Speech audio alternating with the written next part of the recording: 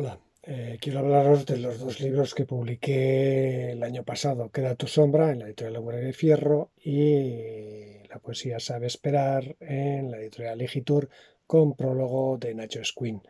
Estos dos libros lo que son es una lucha por la palabra poética. Hablan en esta trilogía, de los cuales son estos dos los dos primeros ejemplares, y el último será ¿Y ahora qué hacemos con la poesía? Pues hablan, como decía, de mi infancia, de mi primera juventud y de mi forma de encontrarme a mí mismo con la palabra escrita, con la palabra sometida a ritmo, con que es una forma de echarle un pulso a la poesía a través del lenguaje, desde Burváguena hasta Tarragona. Esto es todo.